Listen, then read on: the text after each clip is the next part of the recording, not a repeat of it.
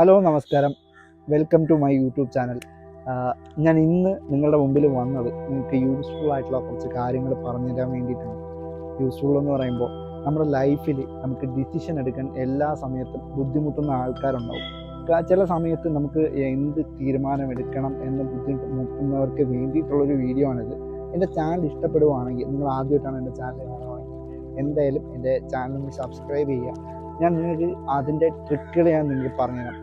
First trick എന്ന് പറയുമ്പോൾ നമ്മളൊരു വെള്ള പേപ്പർ എടുക്കുക. വേദ പ്രോസ് ആൻഡ് കോൺസ് എന്ന് പറയുന്ന ഒരു ടെക്നിക്കാണ്. അതാകുമ്പോൾ ഫസ്റ്റ് നമ്മളൊരു വെള്ള പേപ്പർ എടുത്തിട്ട് അതിൻ്റെ നമ്മൾ ഇപ്പോൾ എടുക്കാൻ പോകുന്ന തീരുമാനത്തിൻ്റെ അഡ്വാൻറ്റേജും ഡിസഡ്വാൻറ്റേജും ഒരു വെള്ള പേപ്പറിൽ എഴുതുക. ഇപ്പോൾ നമ്മൾ എടുക്കാൻ പോകുന്ന തീരുമാനത്തിനെ പറ്റിയിട്ട് പോസിറ്റീവായിട്ടുള്ള ഒരു 5 കാര്യം എഴുതുക. ഇങ്ങനൊരു തീരുമാനം എടുത്തു കഴിഞ്ഞാൽ നമുക്ക് എന്ത് സംഭവിക്കും എന്നുള്ള കാര്യങ്ങൾ എഴുതുക. പിന്നെ ഇങ്ങനൊരു തീരുമാനം എടുക്കുമ്പോൾ നമുക്ക് എന്തൊക്കെ ഡിസഡ്വാൻറ്റേജ് ഉണ്ടാവും എന്ന് നോക്കുക. എന്നിട്ട് അത് രണ്ടിലും ഏതാണ് കൂടി നിൽക്കുക എന്ന് നോക്കുക. അഡ്വാൻറ്റേജ് ആണോ ഡിസഡ്വാൻറ്റേജ് ആണോ, അത് നമ്മുടെ മെൻറ്റാലിറ്റി പോലെ ഇരിക്കും, നമ്മൾ എഴുതുന്ന പോലെ ഇരിക്കും.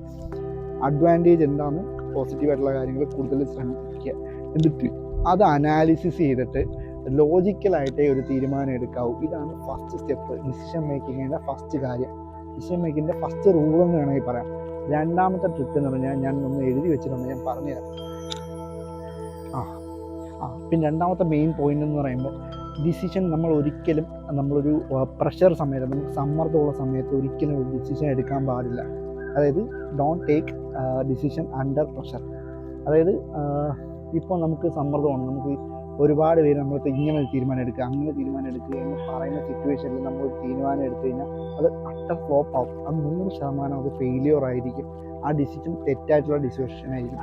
എപ്പോഴും ഡിസിഷൻ എടുക്കുന്ന സമയത്ത് നമ്മൾ എവിടെയെങ്കിലും ഒന്ന് കാമായിട്ട് ഇരുന്നിട്ട് വേണം ഡിസിഷൻ എടുക്കാൻ. എന്നാൽ മാത്രമേ നമ്മുടെ ഡിസിഷൻസ് എല്ലാം പക്കയായിരിക്കുള്ളൂ, കറക്റ്റായിരിക്കുള്ളൂ. ഇതാണ് രണ്ടാമത്തെ റൂള്. മൂന്നാമത്തെ പോയിന്റ് എന്ന് പറയുമ്പോൾ ട്രസ്റ്റ് യുവർ ഗട്ട് ഫീലിംഗ്. നമ്മുടെ ഇൻറ്റ്യൂഷൻ, നമ്മുടെ മനസ്സ്, അവബോധ മനസ്സെന്ന് പറയും. അതായത് നമ്മളൊരു തീരുമാനം എടുക്കാൻ പോകുമ്പോൾ നമ്മുടെ ഉള്ളിൽ നിന്ന് ആരെങ്കിലും പറയുമ്പോൾ നമുക്ക് ഇതെടുക്കുക അങ്ങനെ ഒരു തീരുമാനം എടുക്കുക. അത് ലോജിക്കലി കറക്റ്റ് ആണെങ്കിൽ മാത്രം ആ തീരുമാനങ്ങൾ കറക്റ്റായിട്ട് എടുക്കുക.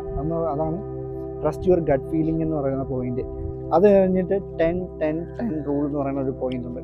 അതായത് 10-10 റൂൾ എന്ന് പറയുമ്പോൾ നമ്മൾ ഇപ്പോൾ ഒരു തീരുമാനം എടുക്കുമ്പോൾ അതിൻ്റെ ഇമ്പാക്റ്റ്, ഫ്യൂച്ചർ ഷോർട്ട് ടേമും ലോങ് ടേമുമായിട്ടുള്ള ഇമ്പാക്റ്റുകളെ പറ്റി മനസ്സിലാക്കുക.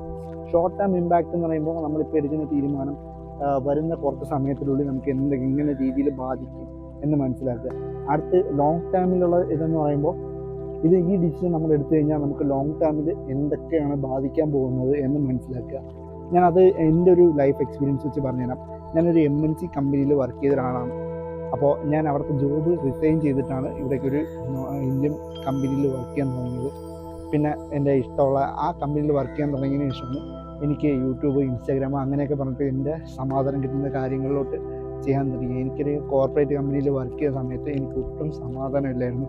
ഫുൾ ടൈം വർക്ക് പ്രഷറായിരുന്നു, ഫാമിലിയായിട്ട് നിൽക്കാൻ പറ്റില്ല, അങ്ങനെ ഒരുപാട് പ്രശ്നങ്ങളുണ്ടായിരുന്നു. അപ്പോൾ നമ്മൾ ഷോർട്ട് ടേം ആയിട്ടും ലോങ് ടേം ആയിട്ടുള്ള എനിക്ക് വലിയ സാലറിയൊന്നും ഉണ്ടായിരുന്നത്, ഞാൻ അതിൽ നിന്ന് ചെറിയ സാലറിയിലോട്ട് വന്നു. അപ്പം അതിൻ്റെ കോൺസിക്വൻസും കൂടെ ഫേസ് ചെയ്യാൻ തയ്യാറാവുക, നമ്മൾ അതിൽ തൃപ്തനാവുക, നമ്മൾ എടുക്കുന്ന തീരുമാനത്തിൽ നമ്മൾ സമാധാനമുള്ള ആൾക്കാരായിരിക്കുക. എന്നാൽ മാത്രമേ നമ്മുടെ ലൈഫിൽ നമ്മൾ സക്സസ് ആവുള്ളൂ. അടുത്ത ട്രിക്ക് എന്ന് പറയുമ്പോൾ, അടുത്തൊരു ടിപ്പ് എന്ന് പറയുമ്പോഴത്തേക്ക് നമുക്ക് ഒരു ഡിസിഷൻ നമ്മൾ എടുക്കുന്നതിന് മുമ്പ് ആ ഡിസിഷനിൽ കൂടെ ആ ഒരു സെയിം സിറ്റുവേഷനിൽ കൂടെ കടന്നു പോയിട്ടുള്ള ആൾക്ക് സീക്ക് യുവർ ഇൻപുട്ട് എന്ന് പറയുന്ന ഒരു ഓപ്ഷൻ. അതായത് ആ സെയിം പരിപാടിയിലൂടെ കടന്നു പോയ ആരുടെയെങ്കിലും നമുക്ക് സഹായം ചോദിക്കുന്നത്, ഇതെങ്ങനെയാണ് നിങ്ങൾ കടന്നു പോയപ്പോൾ നിങ്ങൾക്ക് എങ്ങനെ ഉണ്ടായിരുന്നു എന്ന് ചോദിക്കുന്നത് വളരെ ഉത്തമമായിട്ടുള്ള തീരുമാനമാണ്. അത് എടുക്കുന്നത് ലൈഫിൽ നല്ലൊരു ഡിസിഷൻ മേക്കിങ്ങിന് നല്ലൊരു ഹെൽപ്ഫുള്ളായിരിക്കും.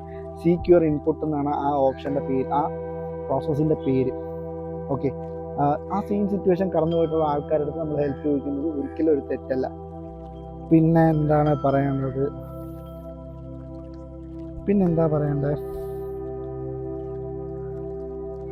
പിന്നെ ട്രസ്റ്റ് യുവർ ഗട്ട് ഫീലിംഗ് ഞാൻ പറഞ്ഞായിരുന്നു.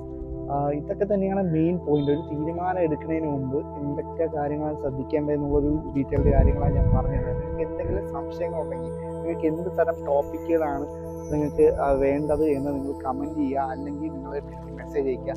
കമൻറ്റ് ചെയ്താൽ കൂടുതൽ സൗകര്യം. കമൻറ്റ് ചെയ്ത് കഴിഞ്ഞാൽ എനിക്ക് അറിയാൻ പറ്റും നിങ്ങൾക്ക് ഇങ്ങനത്തെ ടോപ്പിക്കിൽ താല്പര്യമുണ്ടെന്ന്. അപ്പോൾ ഞാൻ കൂടുതൽ റെഫർ ചെയ്തിട്ട് എനിക്കറിയാവുന്ന കാര്യങ്ങൾ നിങ്ങൾക്ക് പറഞ്ഞുതരും. അത് ഞാൻ സയൻറ്റിഫിക്കലി പ്രൂവൺ ആയിട്ടുള്ള കാര്യങ്ങൾ മാത്രമേ പറയാറുള്ളൂ. ചുമ്മാ വന്നിട്ട് വളാന്ന് പറയാൻ എനിക്കിഷ്ടമല്ല. എന്തെങ്കിലും ഒരു കാര്യങ്ങളുണ്ടെങ്കിൽ ഡീറ്റെയിൽ ആയിട്ട് മനസ്സിലാക്കി ഞാൻ ഇതിൻ്റെ ഷോർട്സ് സിംപ്ലിഫൈ ചെയ്തൊരു ഷോർട്സ് ഞാൻ എന്തായാലും എൻ്റെ ഇതിൽ ഷോർട്സിൽ അപ്ലോഡ് ചെയ്യും. പിന്നെ എൻ്റെ ഇൻസ്റ്റാഗ്രാമിൽ ഞാൻ റീലായിട്ടുണ്ട്. ഇൻസ്റ്റാഗ്രാമിൽ എനിക്ക് അത്യാവശ്യം റീച്ചുണ്ട്. ഇൻസ്റ്റാഗ്രാമിൽ ആൾക്കാർ കൂടുതൽ കാണുന്നുണ്ട്. ഇതിൽ കുറച്ചുകൂടെ ഏജ് ആയിട്ടുള്ള ആൾക്കാരാണ്, മെച്യൂരിറ്റി ഉള്ള ആൾക്കാർ യൂട്യൂബിലാണെന്ന് കേട്ടിട്ടുള്ളത്. അപ്പോൾ നിങ്ങളതൊന്ന് ശ്രദ്ധിക്കുക. എന്തെങ്കിലും സജഷൻസ് ഉണ്ടെങ്കിൽ ഒന്ന് പറയുക. ഞാൻ യൂട്യൂബിൽ പുതിയതാണ്, അപ്പോൾ എനിക്ക് ഉണ്ടാകുന്ന മിസ്റ്റേക്കുകളൊക്കെ ഒന്ന് ക്ഷമിക്കുക. Thank you. എൻ്റെ ചാനൽ ഇതുവരെ കണ്ടിരുന്നതിന് വളരെ സന്തോഷം. Thank you so much. ഞാൻ അടുത്ത വീഡിയോ ആയിട്ട് ഞാൻ ഒന്നുകൂടെ തന്നെ വരാം. Thank you. ടാറ്റ.